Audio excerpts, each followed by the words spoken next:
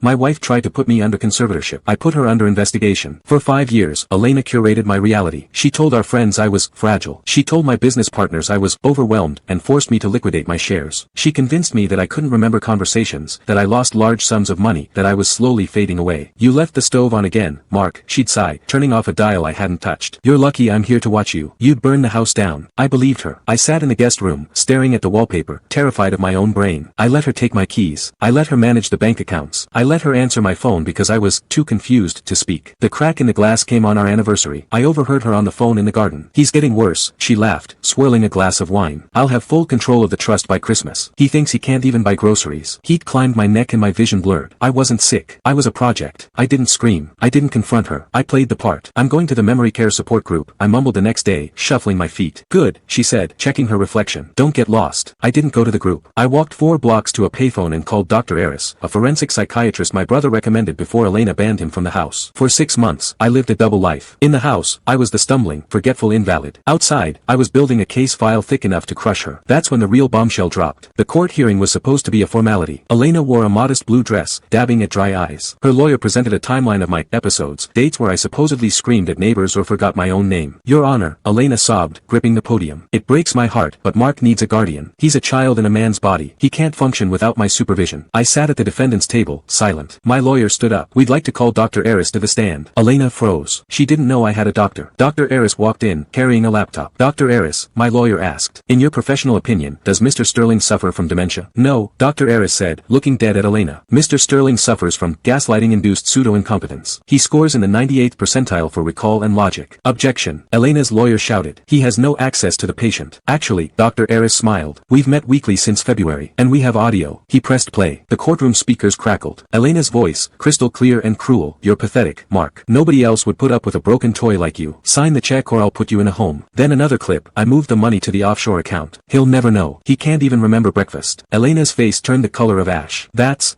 manipulated, she stammered. He's paranoid. He creates these delusions. The metadata is verified, the judge interrupted, his voice like grinding stones. Mrs. Sterling, you are petitioning for control of an estate you appear to be actively embezzling. The judge denied the conservatorship with prejudice. He granted me a temporary restraining order and froze the joint assets pending a fraud investigation. I walked out of the courtroom, adjusting my tie. Elena tried to grab my arm near the metal detectors. The desperation in her eyes was feral. Mark, please. You can't handle the finances. You'll go bankrupt in a month without me. I looked at her. I didn't see a protector. I saw a parasite. I already balanced the books. Elena, I said, voice steady. And I removed the biggest liability. Who? She hissed. You. I walked out into the sunlight. I bought a coffee. I remembered to pay for it. And for the first time in 5 years, I drove myself home.